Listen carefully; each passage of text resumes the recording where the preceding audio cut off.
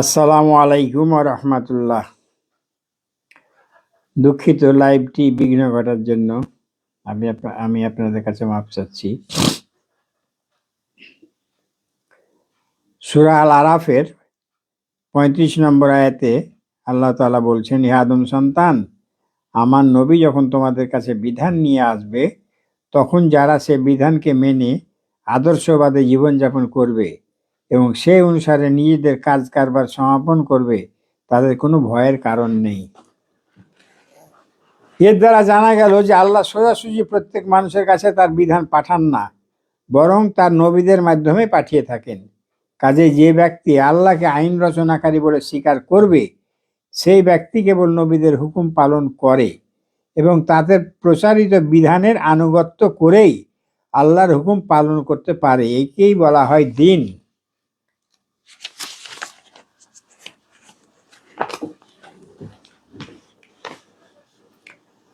অতঃপর শরিয়তের সংজ্ঞা সম্পর্কে আলোচনা করব। শরিয়ত শব্দের অর্থ পথ ও নিয়ম।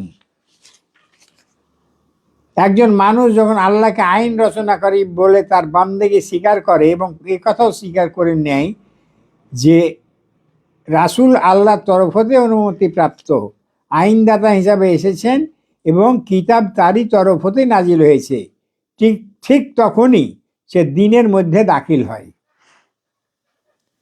এরপর যে নিয়ম অনুযায়ী তাকে আল্লাহর বন্দেগী করতে হয় এবং তার আনুগত্য করার জন্য যে পথে চলতে হয় তারই নাম হচ্ছে শরিয়াত।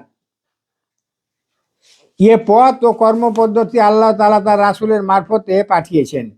মালিকের ইবাদত কোন নিয়মে করতে হবে, পাক পবিত্র হওয়ার নিয়ম কি, নেকি ও তাকওয়ার পথ কোনটি, অন্য মানুষের হক কিভাবে আদায় করতে হবে, কাজ কারবার কিভাবে করতে হবে, জীবন কিভাবে যাপন করতে হবে, এসব কথা নবী বলেছেন। দ্বীন ও শরিয়তের মধ্যে পার্থক্য এই যে দ্বীন চিরকালই এক ছিল, এক আছে এবং চিরকাল একই থাকবে। কিন্তু শরিয়াত দুনিয়ায় বহু এসেছে, বহু বদলিয়ে গেছে। অবশ্য শরিয়তের এ পরিবর্তনের কারণে দ্বীনের কোনোদিনই পরিবর্তন হয়নি। হযরত ইব্রাহিম আলাইহিসসালামের দ্বীন যা ছিল, হযরত নূহ আলাইহিসসালামের দ্বীনও তাই ছিল। হযরত মুসা আলাইহিসসালামের দ্বীনও তাই ছিল। হযরত শুআয়ব আলাইহিসসালাম, হযরত সালেহ আলাইহিসসালাম, হযরত হুদ আলাইহিসসালামের দ্বীনও তাই ছিল এবং শেষ নবী হযরত মুহাম্মদ সাল্লাল্লাহু আলাইহি ওয়াসাল্লামের দ্বীনও ঠিক তাই। কিন্তু এ নবীগণের প্রত্যেকেরই শরিয়াতে কিছু না কিছু পার্থক্য বর্তমান ছিল। নামাজ এবং রোজার নিয়ম এক এক শরিয়াতে এক এক রকম ছিল। হারাম ও হালালের হুকুম, পাক পবিত্রতার নিয়ম, বিয়ে ও তালাক এবং সম্পত্তি বন্টনের আইন এক এক শরিয়াতের এক এক রকম ছিল। কিন্তু তা সত্ত্বেও তারা সকলেই মুসলমান ছিলেন। হযরত নূহ আলাইহিসসালাম, হযরত ইব্রাহিম আলাইহিসসালাম ও হযরত মুসা আলাইহিসসালামের উম্মতগণও মুসলমান ছিলেন। আর আমরাও মুসলমান, কেননা সকলের দ্বীন এক। এর দ্বারা জানা গেল যে শরিয়তের হুকুম বিভিন্ন হলেও দ্বীন একই থাকে, তাদের কোনো পার্থক্য হয় না। দ্বীন অনুসারে কাজ করার নিয়ম পন্থা যতই বিভিন্ন হোক না কেন। এ পার্থক্য বোঝার জন্য একটা উদাহরণ দেওয়া হচ্ছে। মনে করুন একজন মনিবের বহু সংখ্যক চাকর আছে। যে ব্যক্তি সে মনিবকে মনিব বলে স্বীকার করে না এবং তার হুকুম মান্য করা দরকার বলে মনে করেন না, সে তো পরিষ্কার নাফরমান এবং সে চাকরের মধ্যে গণ্যই নয়। আর যারা তাকে মনিব হিসাবে বলে স্বীকার করে, তার হুকুম পালন করা কর্তব্য বলে বিশ্বাস করে এবং তার হুকুমের অবাধ্য হতে ভয় করে, তারা সকলেই চাকরির মধ্যে গণ্য। চাকরি করা এবং খেদমত করার নিয়ম ভিন্ন হতে পারে, কিন্তু মূলত তারা সকলেই সমানভাবে সেই একই মনিবের চাকর, তাতে কোনো সন্দেহ থাকে না। মালিক বা মনিব যদি একজন চাকরকে চাকরির এক নিয়ম বলে দেয় আর অন্যজনকে বলে দেয় আর এক নিয়ম, তবে এদের কেউ কথা বলতে পারে না যে আমি মনিবের চাকর কিন্তু ওই ব্যক্তি চাকর নয়। এভাবে মনিবের হুকুমের অর্থ উদ্দেশ্য যদি একজন চাকর এক এক রকম বুঝে থাকে এবং উভয়েই নিজের নিজের বুদ্ধিমতো সেই হুকুম পালন করে, তবে চাকুরির বেলায় উভয় সমান। অবশ্য হতে পারে যে একজন চাকর মনিবের হুকুমের অর্থ ভুল বুঝেছে আর অন্যজন এর অর্থ ঠিক মতো বুঝেছে, কিন্তু হুকুম মতো কাজ উভয়েই যখন করেছে, তখন একজন অন্যজনকে নাফরমান অথবা মনিবের চাকুরি হতে বিচ্যুত বলে অভিযুক্ত করতে পারে না। এ উদাহরণতে আপনারা দিন ও শরীয়তের পারস্পরিক পার্থক্য খুব ভালো করে বুঝতে পারেন। নবী মুহাম্মদ সাল্লাল্লাহু আলাইহি ওয়াসাল্লামের পূর্বে আল্লাহ তাআলা বিভিন্ন নবীর মারফতে বিভিন্ন শরীয়ত পাঠিয়েছিলেন। এদের এক একজনকে চাকরির এক এক নিয়ম বলেছেন, আর অন্যজনকে বলেছেন অন্যবিধ নিয়ম। এ সমস্ত নিয়ম অনুসরণ করে আল্লাহর হুকুম মতো যারা কাজ করেছেন তারা সকলেই মুসলমান ছিলেন, যদিও তাদের চাকুরির নিয়ম ছিল ভিন্ন রকমের। তারপর যখন নবী মুহাম্মদ সাল্লাল্লাহু আলাইহি ওয়াসাল্লাম দুনিয়ায় তশরিফ আনলেন, তখন সকলের মনিব আল্লাহ তাআলা হুকুম করলেন যে এখন পূর্বের সমস্ত নিয়মকে আমি বাতিল করে দিলাম। ভবিষ্যতে যে আমার চাকরি করতে চায় তাকে ঠিক সেই নিয়ম অনুসারে কাজ করতে হবে, যে নিয়ম আমার শেষ নবীর মাধ্যমে আমি প্রচার করব। এরপর পূর্বের কোনো নিয়ম অনুসারে চাকরি করার কারো অধিকার নেই, কারণ যদি কেউ এই নতুন নিয়মকে স্বীকার না করে এবং এখনো সেই পুরাতন নিয়ম মতো চলতে থাকে, তবে বলতে হবে যে সে আসলে মনিবের হুকুম মানছে না, সে তার নিজের মনের কথাই মানছে। কাজেই এখন সে চাকরি হতে বরখাস্ত হয়েছে, অর্থাৎ ধর্মের পরিভাষায় সে কাফের হয়ে গেছে।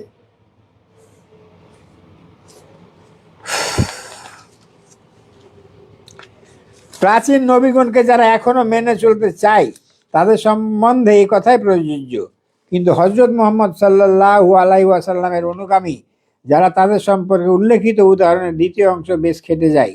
আল্লাহ তাআলা হযরত মুহাম্মদ সাল্লাল্লাহু আলাইহি সাল্লামের মাধ্যমে আমাদের কাছে যে শরিয়াত পাঠিয়েছেন, তাকে যারা আল্লাহর শরিয়াত বলে স্বীকার করে এবং তা পালন করা কর্তব্য বলে মনে করে, তারা সকলেই মুসলমান। এখন এই শরিয়াতকে একজন যদি একভাবে বুঝে থাকে আর একজন অন্যভাবে, উভয় নিজ নিজ বুদ্ধিমতো সে অনুসারে কাজ করে, তবে তাদের বাহ্যিক কাজে পরস্পরের মধ্যে যতই পার্থক্য হোক না কেন, তাদের কেউ চাকরি হতে বিচ্যুত হবে না। কারণ এই যে তাদের প্রত্যেকেই যে নিয়মে কাজ করছে, সে একান্তভাবে মনে করে যে তা আল্লাহর দেওয়ার নিয়ম এবং এটা বুঝেই সে সেই নিয়ম অনুসরণ করছে।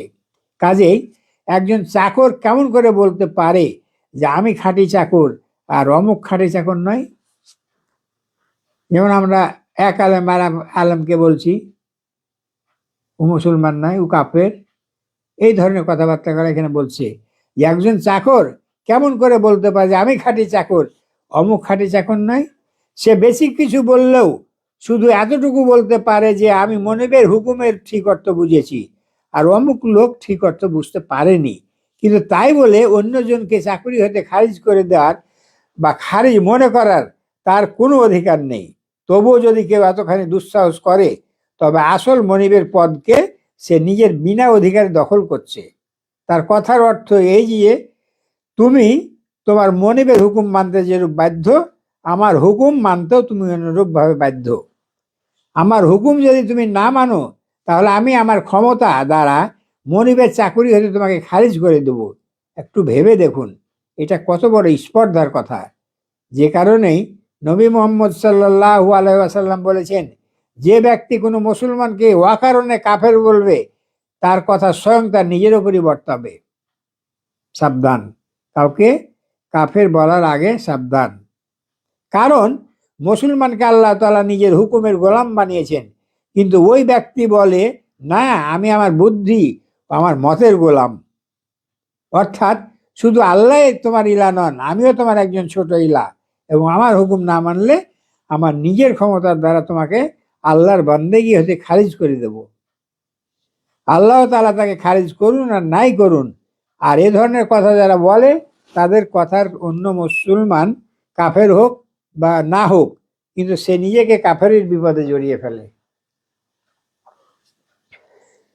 দিন ও শরীয়তের পার্থক্য আপনারা ভালো করে বুঝতে পেরেছেন আশা করি। সেই সাথে কথা আপনারা জানতে পেরেছেন যে বন্দেগীর বাহ্যিক নিয়মের পার্থক্য হলেও আসল দিনে কোনো পার্থক্য হয় না। অবশ্য তার জন্য শর্ত এই যে মানুষ যে পন্থায় কাজ করুক না কেন নেক নিয়াতের সাথে করা কর্তব্য, এবং এই কথা মনে রেখে করতে হবে যে যে নিয়মে সে কাজ করছে তা আল্লাহ এবং তার রাসূলের নিয়ম। এখন আমি বলবো যে দিন ও শরীয়তের এই পার্থক্য না বুঝতে পেরে আমাদের মুসলমান জামাতের কত না অনিষ্ট হচ্ছে। মুসলমানদের মধ্যে নামাজ পড়া নানা রকম নিয়ম আছে। একদল বুকের উপর হাত বেঁধে থাকে, অন্য দল নাভির উপর হাত বাঁধে, একদল ইমামের পিছনে মুক্তাদি হয়ে আলহামদু সূরা পড়ে আর একদল তা পড়ে না, একদল শব্দ করে আমিন বলে আর একদল মনে মনে বলে। এদের প্রত্যেকেই যে নিয়মে চলছে এ কথা মনে করেই চলছে যে এটা নবী মুহাম্মদ সাল্লাল্লাহু আলাইহি সাল্লামের নিয়ম। কাজেই নামাজের বাহ্যিক নিয়ম বিভিন্ন হওয়া সত্ত্বেও এরা সকলেই সমভাবে নবী মুহাম্মদ সাল্লাল্লাহু আলাইহি সাল্লামের অনুগামী। কিন্তু যেসব জালেম লোক শরিয়াতের এসব খুঁটিনাটি মাসালার বিভিন্নতাকে আসল দিনের বিভিন্নতা বলে মনে করে নিয়েছে, এই জন্য তারা নিজের আলাদা দল গঠন করে নিয়েছে, মসজিদ ভিন্ন ভিন্ন তৈরি করেছে, একদল অন্য দলকে গালাগালি করে, মসজিদ হতে মেরে বের করে দেয়, মামলা মোকদ্দমা দায়ের করে এবং এভাবে নবী মুহাম্মদ সাল্লাল্লাহু আলাইহি সাল্লামের উম্মতকে টুকরো টুকরো করে দেয়। এতেও এ শয়তানদের দিল ঠান্ডা হয় না, বলে ছোট ছোট সামান্য ব্যাপারে একজন অপরজনকে কাফের, ফাসেক ও গোমরা বলে আখ্যা দিতে থাকে। এক ব্যক্তি কুরআন ও হাদিস হতে নিজ নিজ বুদ্ধিমতো আল্লাহর হুকুম বের করে, এখন সে যা বুঝেছে সে অনুসারে নিজের কাজ করাকেই সে যথেষ্ট বলে মনে করে না, বরং সে নিজের এ মতকে অন্যের উপর জবরদস্তি করে চাপিয়ে দিতে চায়। আর অন্য লোক যদি তা মানতে রাজি না হয় তাহলে তাকে কাফের ও আল্লাহ দিন হতে খারিজ মনে করতে শুরু করে। মুসলমানদের মধ্যে আপনারা এই যে হানাফি, সাফিয়া, আহলে হাদিস ইত্যাদি নানা দলের নাম শুনতে পান, এরা সকলে পবিত্র কুরআন ও হাদিসকে সর্বশেষ কিতাব বলে বিশ্বাস করে এবং নিজের নিজের বিবেক বুদ্ধি অনুযায়ী তা থেকে আইন ও বিধান জেনে নেয়। হতে পারে একজনের সিদ্ধান্ত ঠিক ও বিশুদ্ধ, অন্যজনের সিদ্ধান্ত ভুল। আমি এ কথার নিয়ম অনুসরণ করে চলি এবং তাকে শুদ্ধ বলে মনে করি, আর এর বিরোধী লোকদের সাথে আলাপ আলোচনাও করি। আমি যাকে শুদ্ধ বলে বুঝেছি তা তাদেরকে বোঝাতে চেষ্টা করি, আর যাকে আমি ভুল মনে করি তার দোষ ত্রুটিও তাদের বোঝাতে চাই। কিন্তু কারো সিদ্ধান্ত ভুল হওয়া এই কথা এক কথা, কারো সিদ্ধান্ত ভুল হওয়া এক কথা, আর দিন হতে খারিজ হয়ে যাওয়া সম্পূর্ণ ভিন্ন কথা। নিজ নিজ বিবেক অনুসারে শরীয়তের কাজ করার অধিকার প্রত্যেক মুসলমানেরই আছে। 10 জন মুসলমান যদি 10টি বিভিন্ন নিয়মে কাজ করে তবু যতক্ষণ তারা শরীয়ত মানবে ততক্ষণ তারা সকলেই মুসলমান, এক উম্মতের মধ্যেই গণ্য। তাদের ভিন্ন ভিন্ন দল গোষ্ঠী গঠন করার কোনোই কারণ নেই। কিন্তু এ নিগুড় কথা যারা বুঝতে পারে না তারা অতি ছোট ছোট সামান্য সামান্য কারণে দলাদলি করে, একদল অন্য দলের সাথে ঝগড়া বাঁধায়, নামাজ ও মসজিদ আলাদা করে, একদল অন্য দলের সাথে বিয়ে সাথে মিলামিশা এবং সম্পর্ক স্থাপন চিরতরে বন্ধ করে দেয়, আর এ নিজ মতের লোকদেরকে নিয়ে একটা আলাদা দল গঠন করে, মনে হয় তারা আলাদা নবীর উম্মত।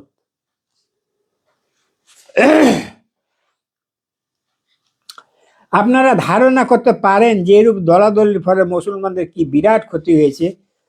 কথায় বলা হয় যে মুসলমান এক দল এক উম্মত।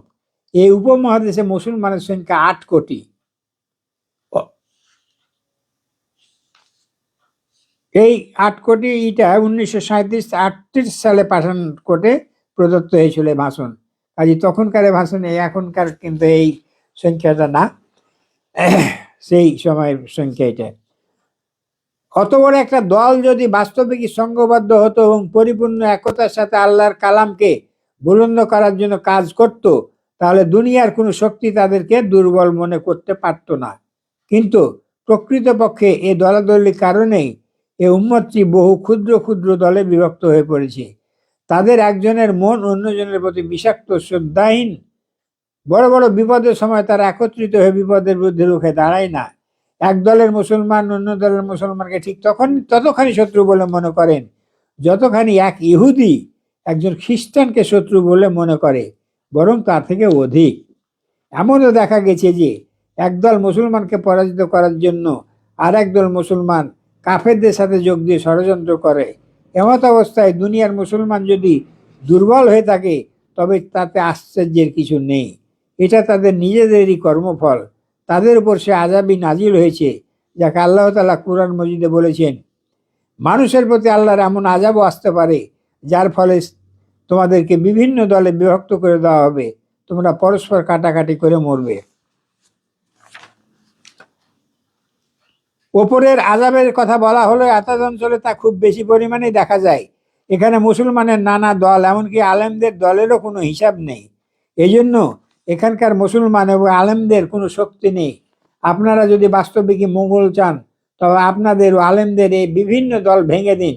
আপনারা পরস্পরের ভাই হিসাবে এক উম্মত রূপে গঠিত হন। ইসলামী শরিয়াতে এরূপ হানাফি, শাফেঈ, আহলে হাদিস প্রভৃতি আলাদা আলাদা দল গঠন করার কোনো অবকাশ নেই। এরূপ দলাদলি মূর্খতার কারণে হয়ে থাকে। নতুবা আল্লাহ তাআলা তো একটি মাত্র দল তৈরি করেছেন এবং সে একটি মাত্র দলই হচ্ছে মুসলমান। আমি এখানে আবারও এই কথাটা উদ্ধৃত করতে চাই। 1937-38 সালে 1937-38 সালে এই ভাষণটা দেওয়া হয়েছিল। তখনকার মুসলমানের সংখ্যা ছিল 8 কোটি। এখন এই উপমহাদেশের কথা বলা হয়েছে, আমাদের বাংলাদেশে এখন 18 কোটি মুসলমান। তাহলে পাকিস্তান এবং ভারত ধরতে গেলে তো কমপক্ষে 20 কোটি, আমার সঠিক জানা নাই। এতে 8 কোটির জায়গায় আপনাকে 20 কোটি পড়তে হবে। যাক, আজকের মতো আমি দ্বীন ও শরীয়তের আলোচনা এখানে শেষ করলাম। আশা করি আপনারা ধৈর্য সহকারে এটা শুনে একটু চিন্তা করবেন, আমরা কি পথে আছি, কি আমাদের কর্তব্য। আমি আবারও বলি, এগুলো একটু শুনুন, বুঝুন। যদি মনে করেন যে আমরা ভুল পথে আছি, আল্লাহর কাছে তাওবা করুন এবং ক্ষমা চান এবং দ্বীনের পথে ফিরে আসেন। আসসালামু আলাইকুম ওয়া রাহমাতুল্লাহি ওয়া বারাকাতুহু।